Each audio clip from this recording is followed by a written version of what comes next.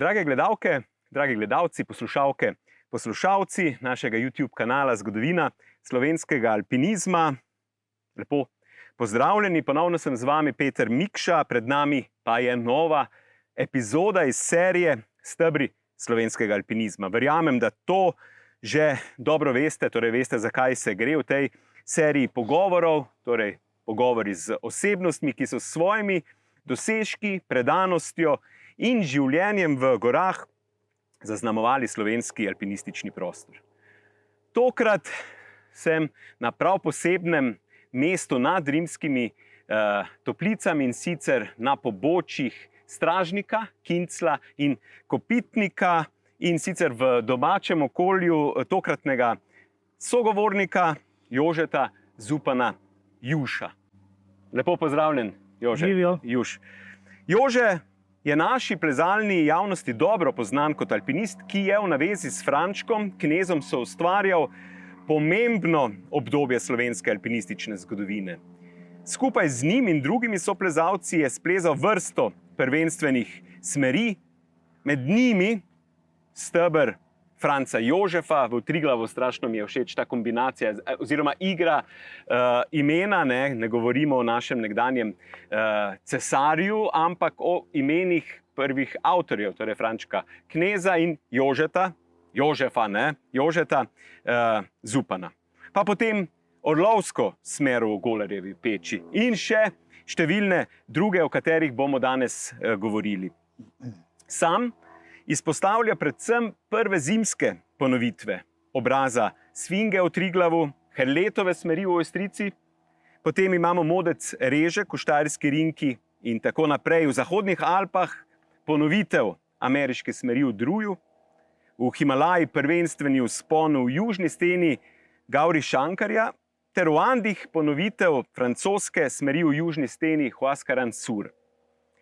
Kako izjemen plezalec je bil Jože Zupan Juš, je že leta 1979 zapisal legendarni celjski alpinist Ciril Debeljak, Cic v, lahko rečemo, celjski številki planinskega vestnika tistega leta, torej leta 1979, ob objavi odmevnih vzponov članov AO Celje Matica, torej lahko rečemo članov Cicovega odseka.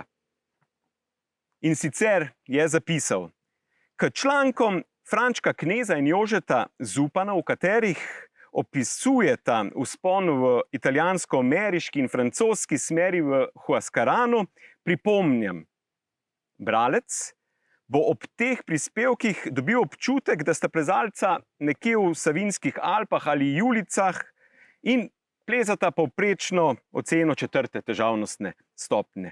Nisem popravljal njunega pisanja, ker sta pač sokala pero v svojem stilu, v stilu velikih plezalcev, ki plezanje in steno opisujejo tako, kot jo doživljajo. Prav ta plezalca sta v zadnjih letih ubrala svojo, povsem novo pot v alpinizmu. Oba imata izredne kvalitete, saj vzpon v francoski kot ameriško-italijanski smeri ocenjujeta kot povsem normalen vzpon, brez vsakega izjemnega tveganja ali skrajnosti. V tem smislu moramo prebirati tudi vse, kar v pisani besedi daje od sebe ta izjemna plezalska naveza. Tako Cic. Jože je bil najbolj aktiven v drugi polovici 70. let in v prvi polovici 80. let, lahko rečemo v tej znani zlati dobi slovenskega alpinizma. Vrhunske vzpone je nizal tako doma kot v tujini, bil pa je tudi član pomembnih himalajskih odprav, med njima sta vsekakor Everest 79. leta in Dhaulagiri 81. leta. Poseben pečat je pustil tudi kot športni pedagog in mentor številnim mladim v Laškem, ker je s svojim delom širil vrednote športa in gibanja nasploh. A Jože ni bil le plezalec, je tudi avtor pesniške zbirke Tukaj, tam onkraj, v kateri je v verzih ujel hrepenenje, spomine in misli, ki jih je oblikovalo njegovo življenje v gorah. V današnjem pogovoru bomo torej spoznali njegovo pot od otroštva nad Rimskimi toplicami, preko najzahtevnejših sten vse do Himalaje in tudi pesniških zapisov, ki kažejo njegovo občutljivo notranjo dimenzijo. Torej, prisluhnimo zgodbi Jožeta Zupana, Juša, enega izmed tistih, ki so svojo potjo pomembno zaznamovali slovenski alpinizem. Še enkrat, Juš, lepo pozdravljen, hvala, da me gostiš tukaj pri sebi v tem močnem okolju, ki je na nek način zaznamovalo tvojo življenjsko, predvsem pa seveda v našem kontekstu plezalno pot. Torej, začnimo s prvim vprašanjem, klasičnim, kronološkim. Kdaj in zakaj si pravzaprav začel s plezanjem? Torej, te je k temu potegnilo domače okolje, prijatelji, šola, alpinistični klub, torej kako, v kakšnem času in si začel plezati? Tako kot se vse stvari v življenju naredijo, je v bistvu odvisno od več dejavnikov, ki jih pravzaprav ne moremo ugotoviti, kateri so tisti najbolj odločilni. Sam pri nas v Rimskih Toplicah je bilo planinsko oziroma gorniško vzdušje in ta duh kar na visokem nivoju. Bilo je kar nekaj ljudi, ki so se ukvarjali z planinstvom, precej so hodili v hribe za tiste čase in tudi poznali so dejavnost kot alpinizma. Takrat je bil alpinizem že v bistvu ni še bil ravno razvit, ampak z veliko hitrostjo se je začel razvijati tam v 60-ih letih. In tudi moj oče in njegov prijatelj, pavčnik Leopold, sta nekako nista bila ravno aktivna, ampak sta kar sledila tem alpinističnim dejanjem, ki so se takrat dogajali. Tako da nekako je ta duh bil kar prisoten pri nas doma, predvsem tudi tako oče veliko bral in pa tudi iz medijev se je marsikaj izvedlo takrat, čeprav zdaj mislimo, da tega ni bilo, ampak izhajal je revija Tovariš, kjer so bile kar pogosto kakšne reportaže, objave in tako naprej. Jaz se spomnim, da smo tu v delu prvič videli, da obstaja ena stena svinga v severni steni. Bila je krasna fotografija. Takrat je bil Ante Mahkota, mislim, glavni urednik dela in je seveda mogoče tudi po tej plati se dal malo več poudarka na alpinizmu. Je bila takrat mogoče bila celo splezana zadnja smer v svingi med tremi, ne vem natančno, ampak v glavnem bile so zarisane vse tri smeri, Kuhnavrt, Drašljer, potem Obraz in pa Ras. In to je bilo nekaj nepojmljivega, smer čez svingo Obraz. In potem, ko je bilo, se imenovalo Obraz svinge, pa svinga, to nas je v bistvu prevzel, že ta imena. Tako da v bistvu smo takrat kar sledili, precej sledili v Rimskih Toplicah pač te dejavnosti. In zame pa je bilo prvi stik ali pa prvo zavedanje in pa ta radovednost se je začela, ko smo bili tam 63. leta približno na predavanju, ki ga je imel Ciril Debeljak, ki je bil kasneje moj mentor na alpinističnem odseku. Prva jugoslovanska odprava, Jaho so se takrat imenovali odprave, v Hindukuš. To je bila ta legendarna četa teh fantov, povojnih alpinistov, in je imel v Rimskih Toplicah v dvorani predavanje in takrat so šli z ladjo. To je prva odprava, to je ta zgodba prve odprave, tako, na Trisul. Trisul. Ja, 60. Ja, tako. Aha, in ti si že 63. leta poslušal to o tem. Mi smo Cica poslušali in smo ga gledali kot z drugega sveta. Ob temu, da je bil takrat Cic za ta naš štajerski konc, pa tudi slovenski prostor, eden najbolj dejavnih in pa tudi vizionarjev, plezal prvenstvene smeri. Prvo smer je plezal 6+ v Decu, Tako da je takrat nekako, Cic je takrat predaval in nas je to prevzelo. Sicer niti nismo vedeli, da to spada v alpinizem, to je bila takšna zgodba kot zgodba z drugega sveta. Ne? Te rikše, seveda, takrat je bila Indija še veliko bolj odzadaj, kot je zdaj. Ne?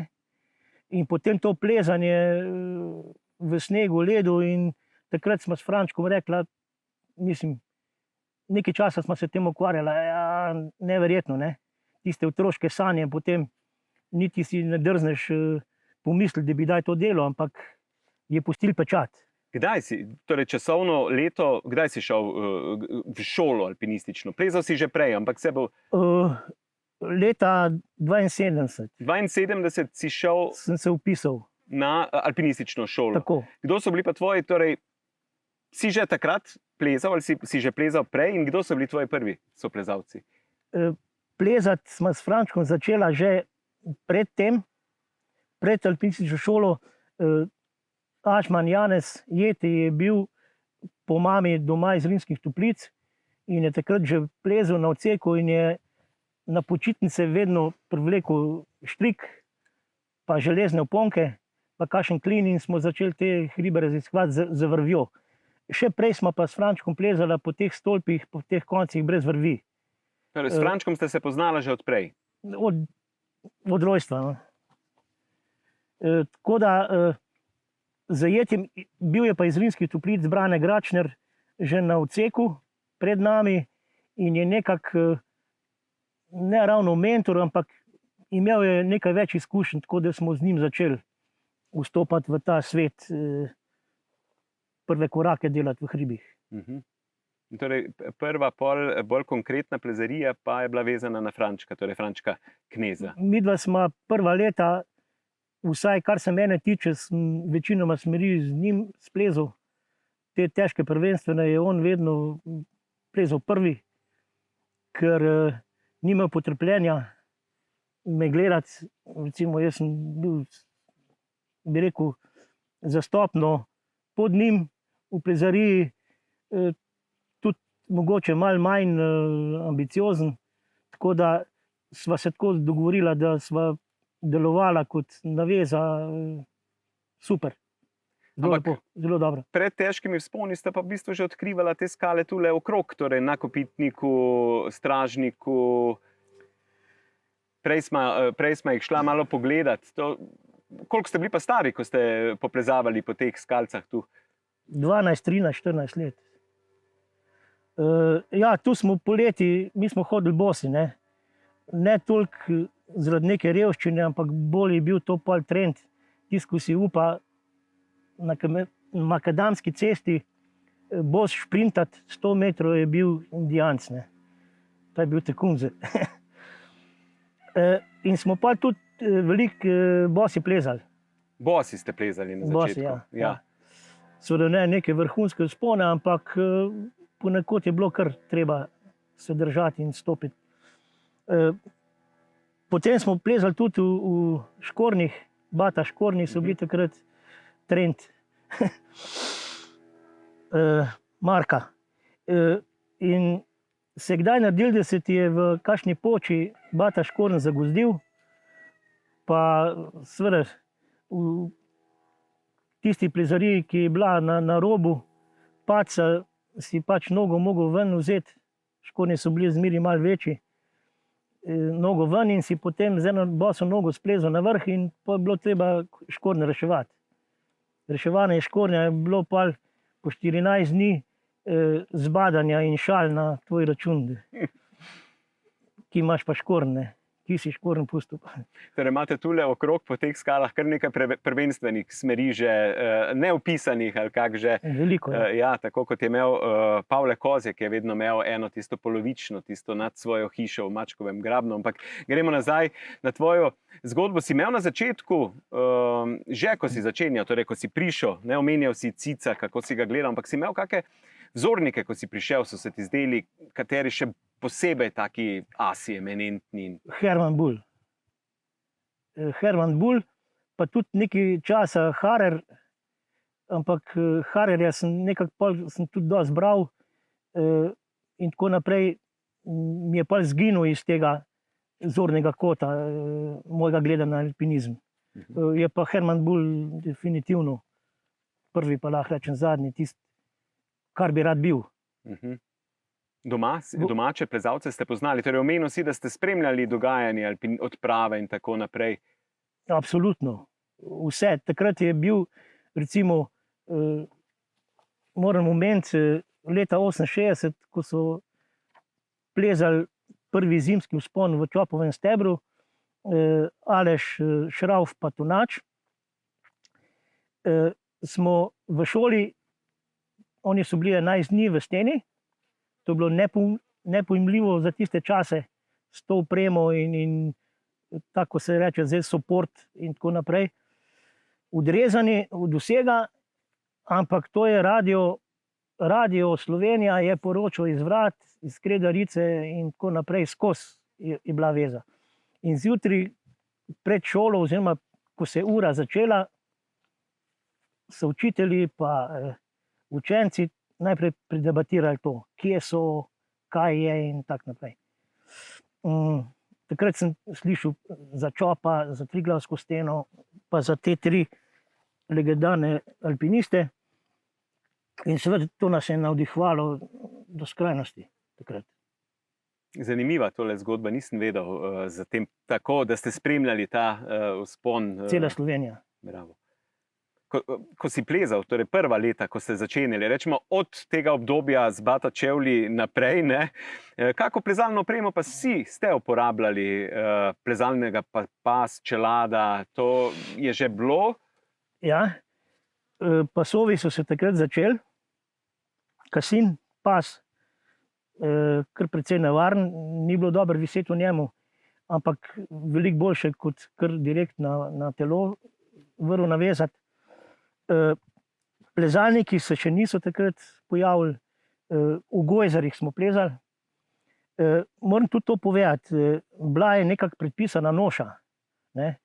Ti, bog ne dej, Adidas copati so takrat prišli ven in je 3-krat bolj se dal plezati v copatih kot v gojzarjih. Ampak bog ne dej, v copatih, tule v hribih, kaj ti pa je, ne? Aha, je še bila ta tradicija. Zelo. Rdeč z okni, gojzer, pumprce, pa srajca zavihane rokave poleti. Katere gojzarje pa ste imeli domače? Alpina, Planika, ali ste tudi kakšne tuje imeli? Kako? Redko, kjer je imel tuje.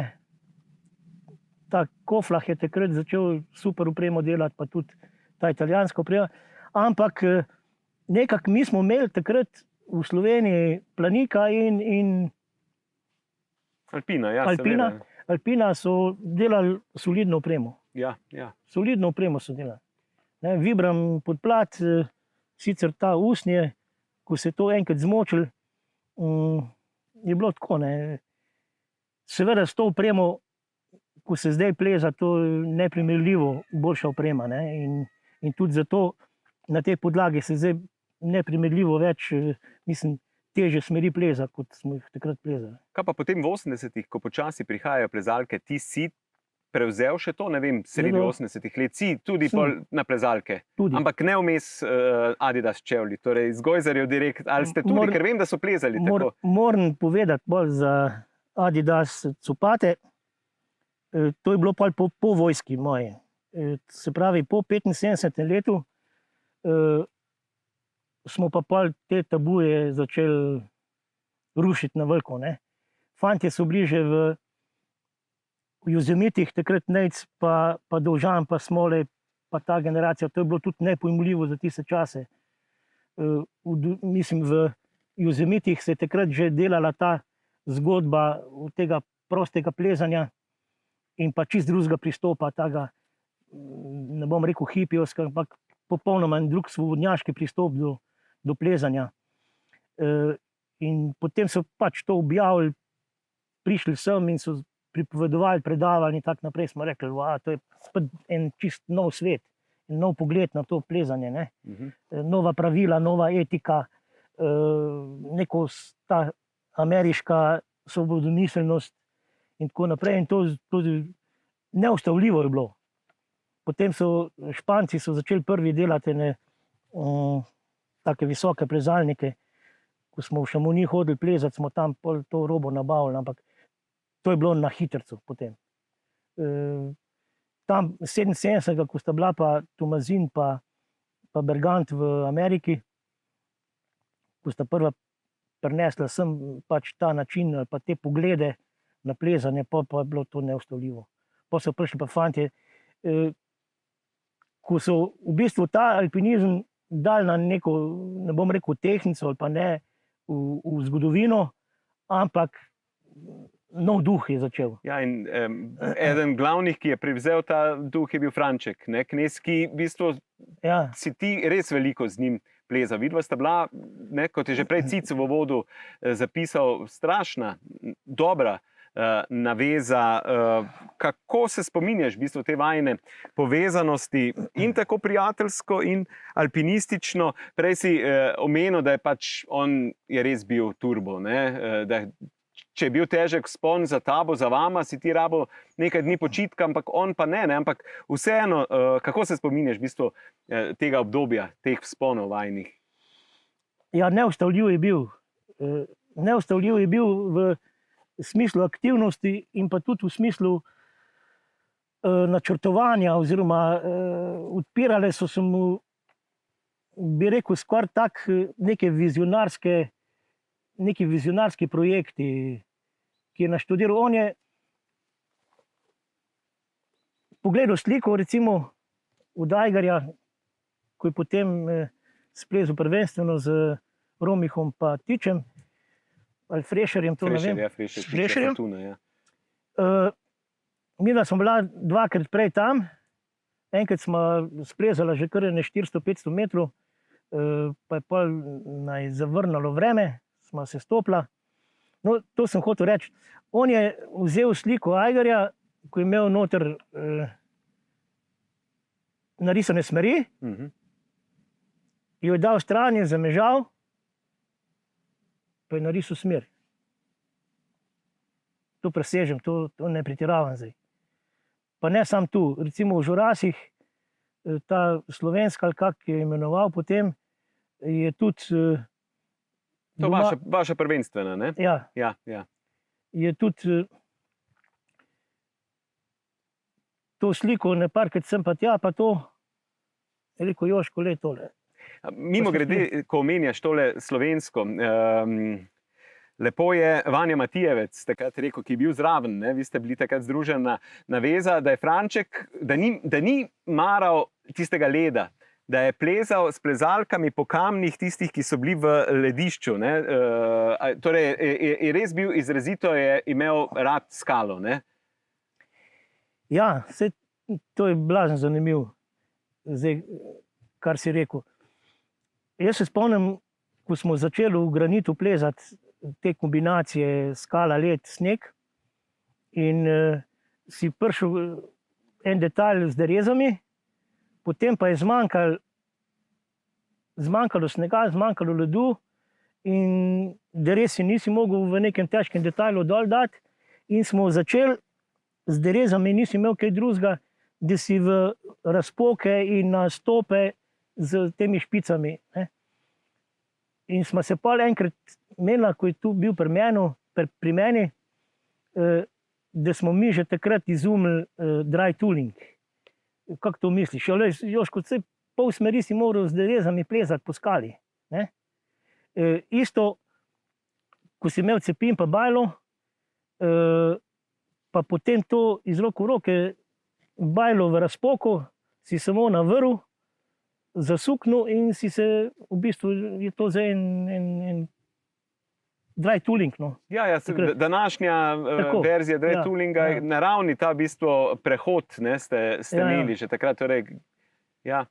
Ste vedeli takrat, ne? Torej, Franček, ti, ko ste plezali, ko ste uživali v vsem tem, ko ste živeli to, da navdihujete, da boste s tem navdihovali nove generacije, ali pač je to bilo navadno, normalno plezanje kot plezanje? Je bilo pa tako na začetku vse skupaj, kar smo plezali, eno samo navdušenje, taka otroškost, igra, zafrkancija, nekaj novega se je dogajalo. Potem, ko smo nekam šli, recimo to je pričakovanje dogodivščine, nečesa, a veš, greš v svet, se bo naredil to pa to je bilo navdušenje na velikem nivoju. In tudi tako smo se včasih, s Frančkom je bilo na začetku prva leta veliko smeha, veliko take zafrkancije, take čist naše domače, z Ugeč.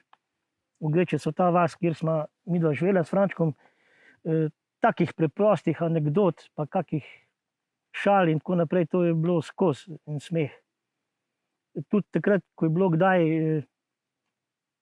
kar napet, pa to smo znala s kako šalo to rešiti in se pohecati in je bilo fajn. Tudi je Franček, ko smo šli na Everest, smo pila neko vodo iz pašnikov, iz nekih štal je tekla ven, ko smo na pristopu do baze in je Franček dobil strašen, je zbolel in vročino in drisko in tako je čisti ušuhnel. Pa smo pol, ko je šel ven bruhat, sem šel z njim, pa sem mu tako, tak je bil bogi, da sem mu mogel glavo držati, ko je bruhal, da mu ni v tist prah noter padla pa to. Pa tako v zajbanci je rekel, ne, kljub temu, da je bil tak čist bogi, je rekel: Jožko, daj, pejt pogledat, daj mama kak cuk za domov. Daj pogled, kdaj kak cuk za domov. Ja, tule zdaj poslušam Jožko, ampak si pa tudi Juš. Odkje zdaj ta Juš? Juš je pa zakrivil ta nadimek, moj brat, ko smo šli na, to pa zdaj ne vem, v Ande ali na Everest, sem imel doma sod, takrat je bilo, plastični sod je bil v bistvu namest nahrbtnikov oziroma namest kontejnerja in tako naprej in si imel svojo opremo noter in si je pa vsak napisal gor ime, da se je videl tam med tisto množico sodov. Jaz sem napisal Jože, pa brat pride, brat je pa strašno rad kakšne nadimke dal, ampak take, da si bil jezen.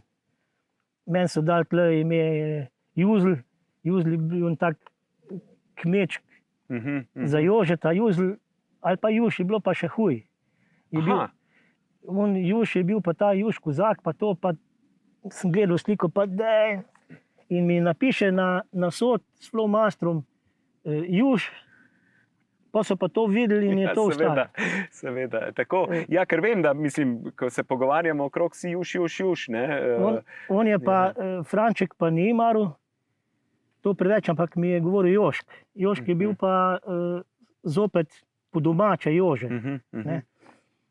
In tudi smo plezala enkrat, ne vem točno kje, je bilo kar precej navaren in detalj, pa je Franček rekel: Jožk, zdaj pa fajn varuj.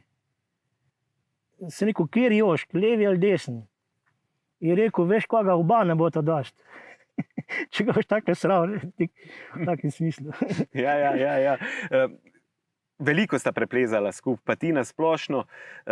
Kje si se pa najboljše počutil? Zdaj, če pogledamo skala, led, sneg, zima, ne vem, granit, dolomit, Himalaja. Kje si se najbolj počutil fajn? Zima. Zimski vzponi. Zima, Himalaja, pa pri nas zima.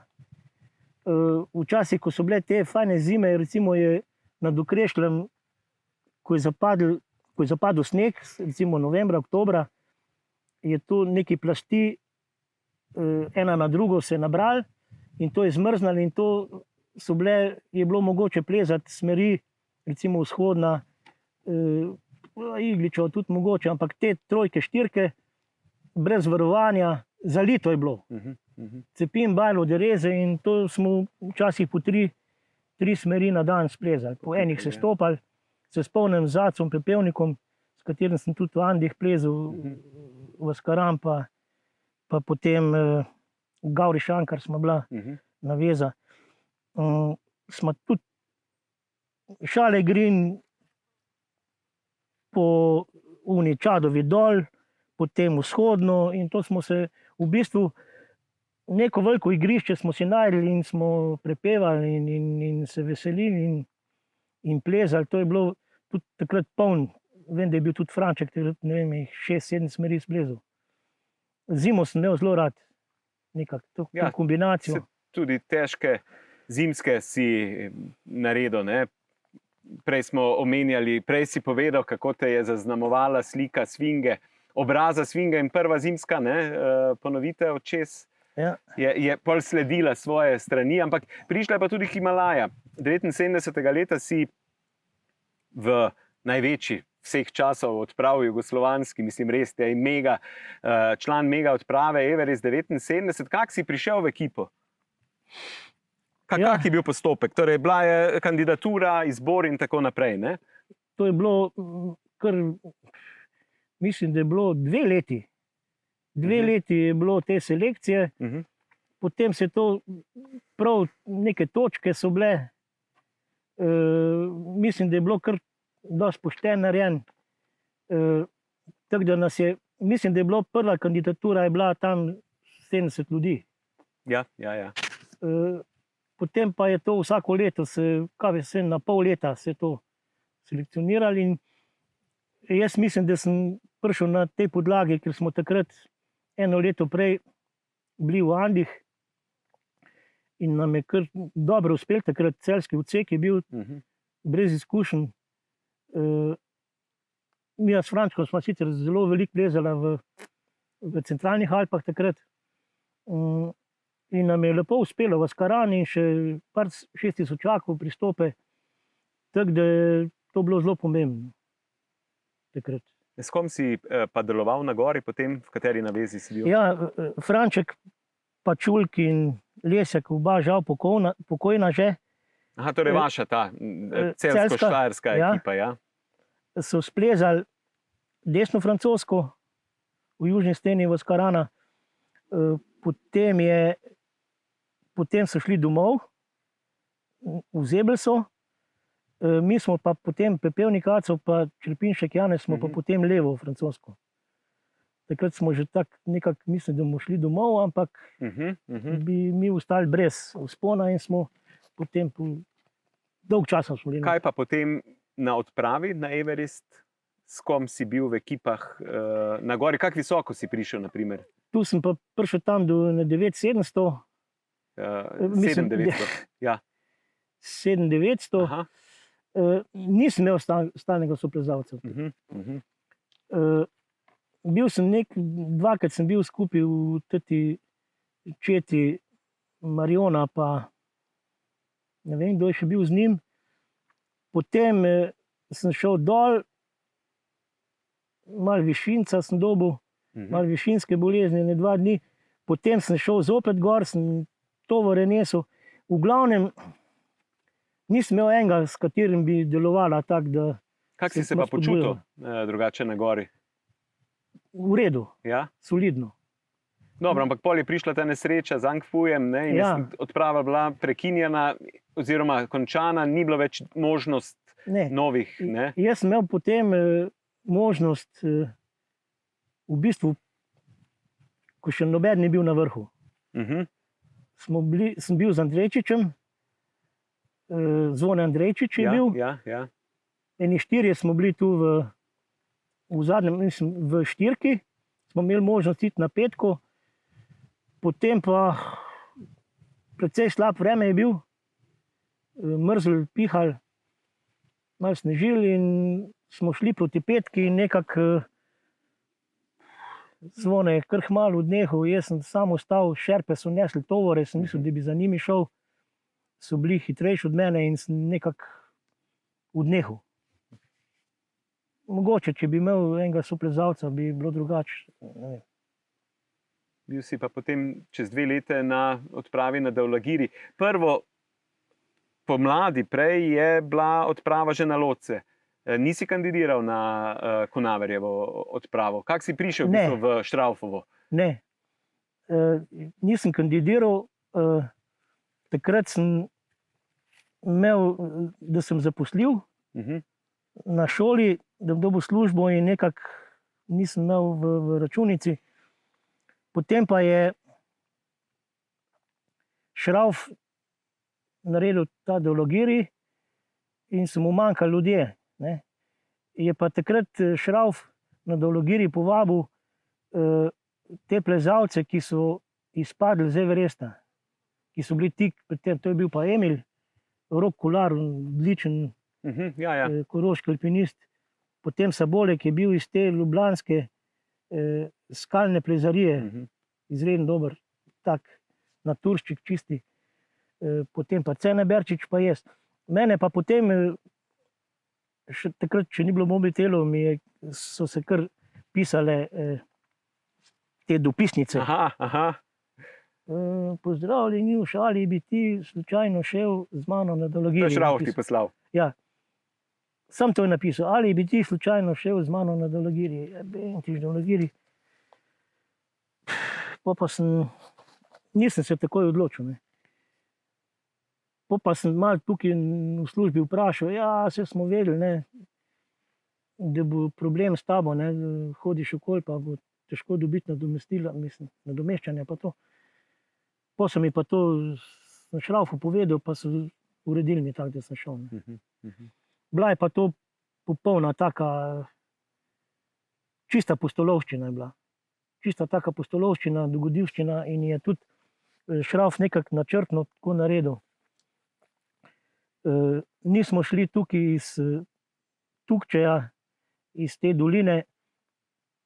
Vas Tukče je potem izhodišče za vzhodno bazo po Dologiri in tukaj bi lahko prišli pod južno steno, čez en greben, ampak Šravf tega ni hotel.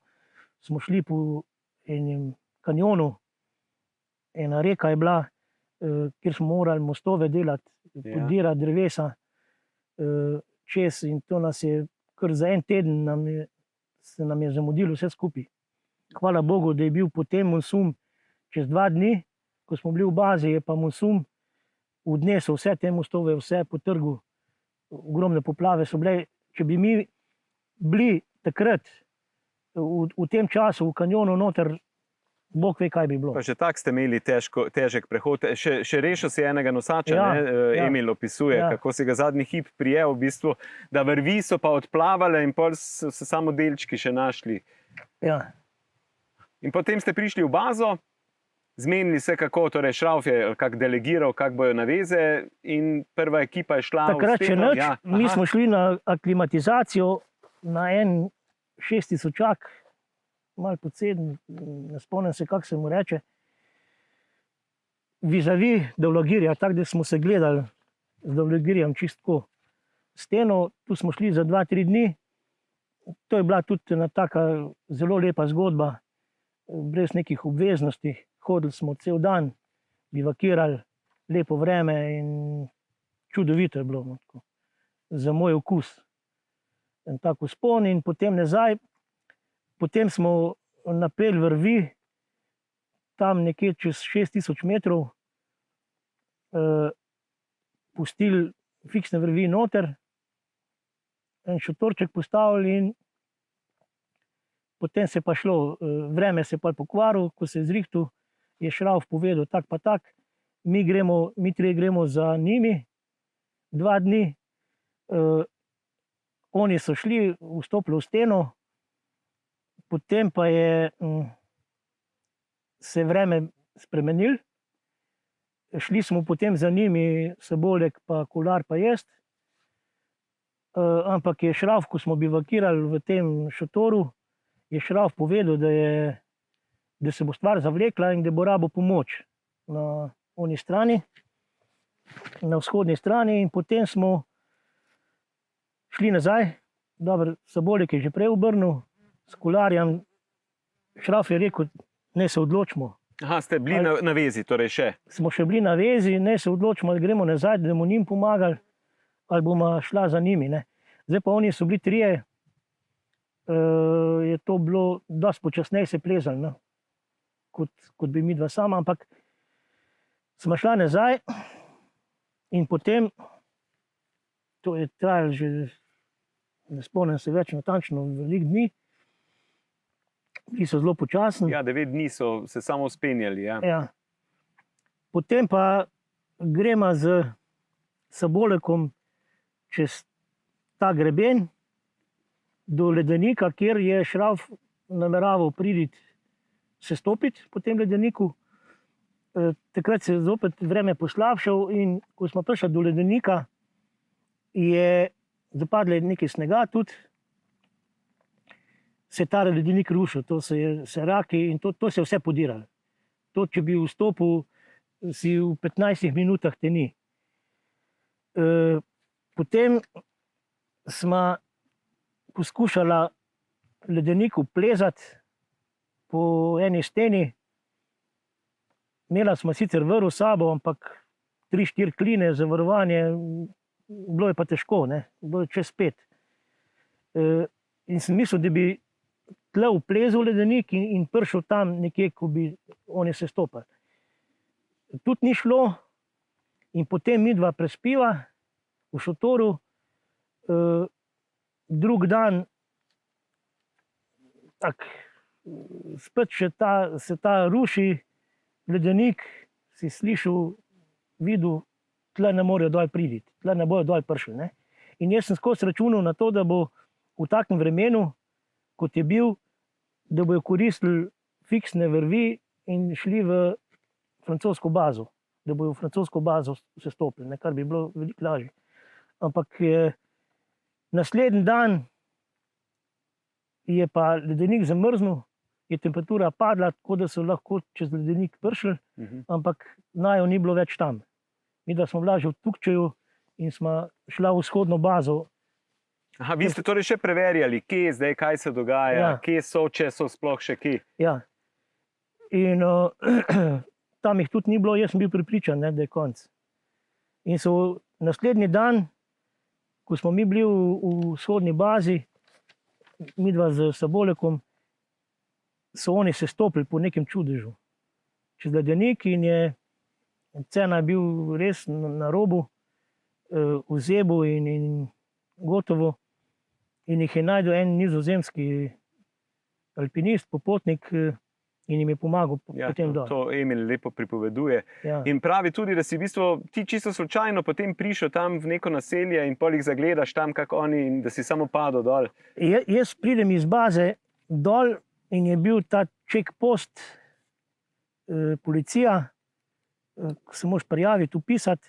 Jaz sem povedal, da nimam nobenih dokumentov, nič, kje sem bil, pa kaj delam tam, noben nič vedel in grem jaz naprej, sem bil prepričan, da jih ni več. Ne? In grem naprej in prelaufa en policaj za mano, pa je rekel, wait, poglej, ne, je bil pa opis noter vseh treh v tej knjigi.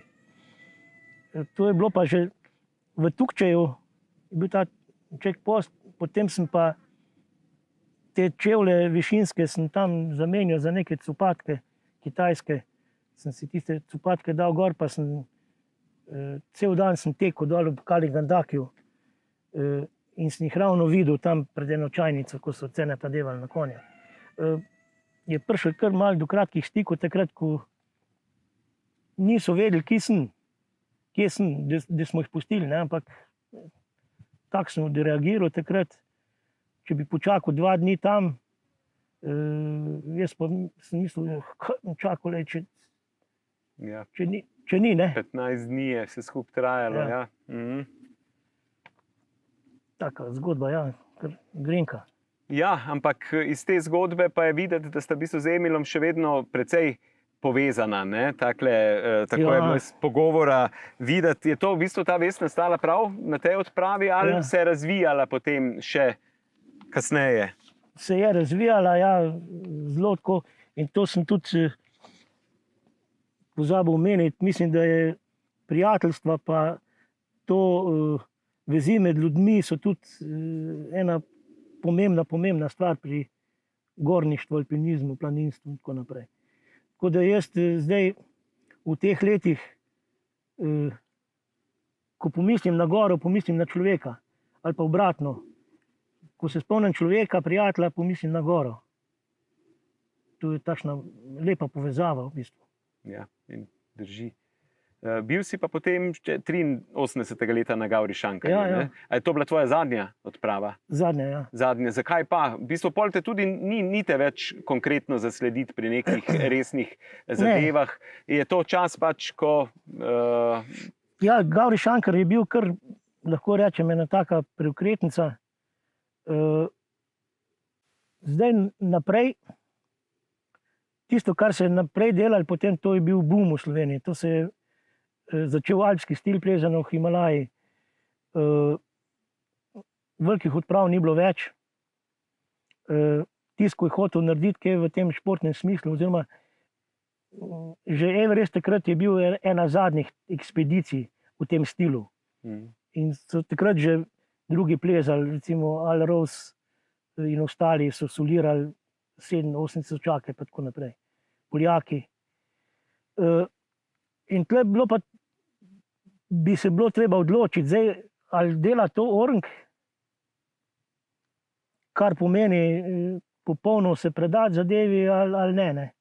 In potem sem se družino ustvaril, pa služba, pa tako naprej. In je zanimivo pri alpinistih to, da ko enkrat rečeš, zdaj bom pa 2-3 leta, bom pa spet.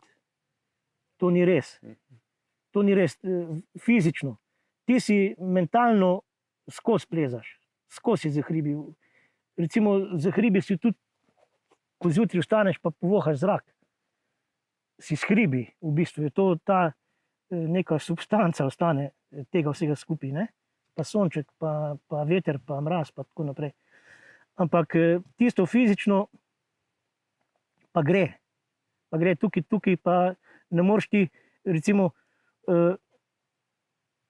težke smeri plezati ali pa velike vzpone delati, to ni enkrat na leto.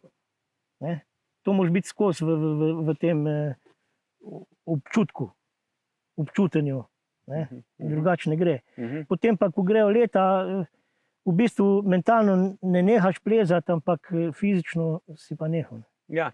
Je pa na nek način tudi čas za druge stvari in malo si jih že nakazal. Torej, Jože Zupan Juš ni samo alpinist ali pa ni alpinist in še kaj, ampak je tudi pesnik. Ne?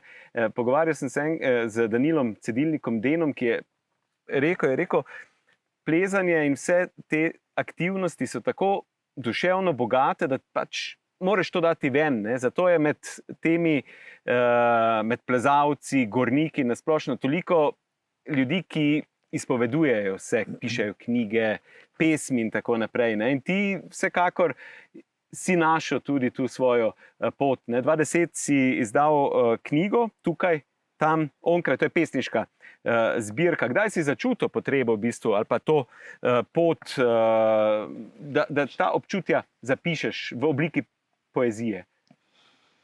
Ja, moram svojega očeta omeniti, on je živel z verzi, vsak dan je bil z verzi. Znal je Krst pri Savici na pamet, Soči na pamet, Goetheja, Wanderers nach Lied, ali kako se imenuje ta pesem. Potem je dobro italijansko govoril, tudi božansko komedijo je citiral ene stvari. In on je bil, isto ko je bila jesen, je šel ven, pa je Murna, malo kak vers povedal od Murna. Ko je prišla zima, je eno pesnico od zime zadeklamiral pa to. In jaz sem pa videl v bistvu, tako je Den rekel, to so ene stvari, ki so blazno povezane, pa so, ampak enih začutijo, enih ne začutijo, ne? Ampak so pa, ne? Tako da ne moreš reči, eni pravijo, ja, to jaz ne razumem, ali pa tega ni. Tako ena glasba, ki ni treba, da jo razumeš, ampak jo čutiš. Ne? In potem sem tudi nekako, mi da smo velike s Frančkom, ko smo kje bivakirali ali pa nismo mogli spati, pa to, on je imel vedno s sabo en nožek, mi rečemo po rimsko, pipč. Takoj, ko je bil kak les, je začel izrezovati noter kakšne figure, obraze, jaz pa kaj pisati ali pa kaj deklamirati ali pa kakšne take, zmišljeval sem si kakšne take pogrošne verze in tako naprej. In to je skozi delovalo nekako. Franček je pa potem imel kar en tak lep opus umetniški, sicer ne konvencionalen, ampak ogromno je kiparil, rezlal v les in pa iz kamnov delal kipe in tako naprej. Ima eno tako lepo povezavo. To. Ja, s tvoje strani nastaja še kaj novega? V tem času se je tudi v bistvu precej zgodilo, spremenilo, določeni ljudje so odšli, ne? Tudi tebi, dragi, nastaja kaj mogoče, kakšna nova pesniška? Jaz se trudim, oziroma bi rad kakšne zgodbe spravil skupaj, take, ne ravno, da so v nekih velikih uspehih, ampak bolj take simpatične, neke pustolovske.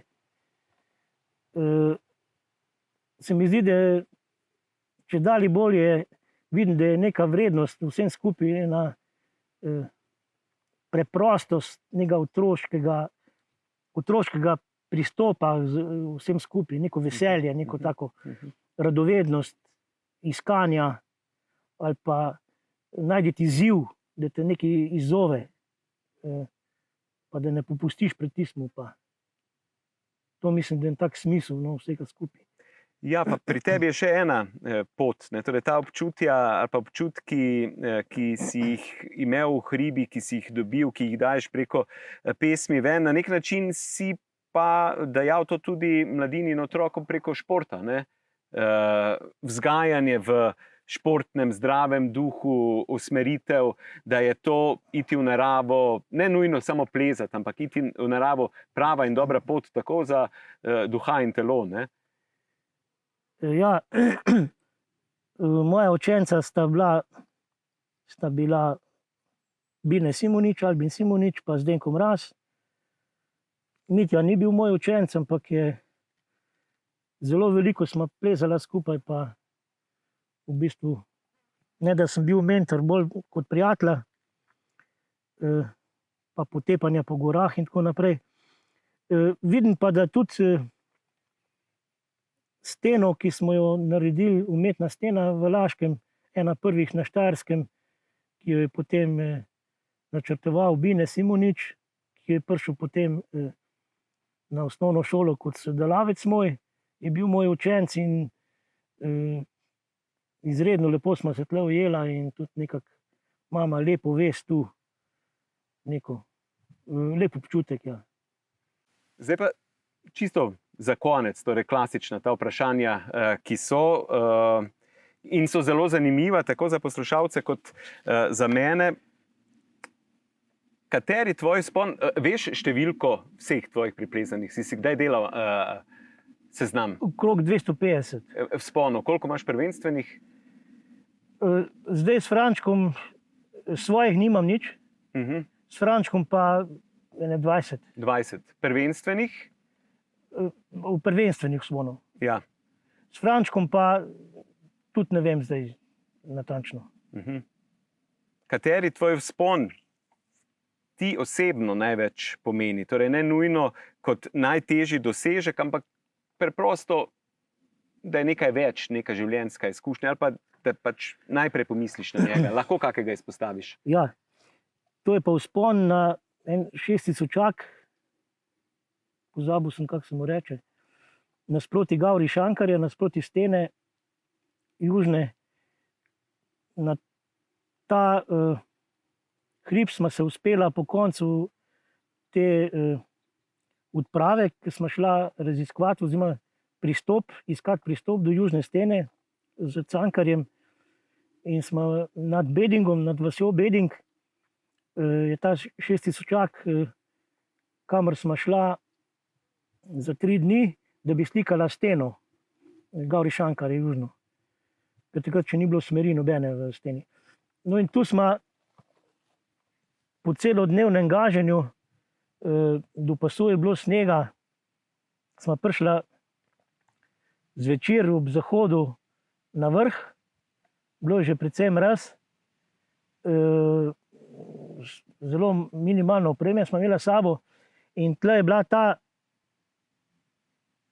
celo morje 6 tisočakov proti Everestu je bilo v zahodu.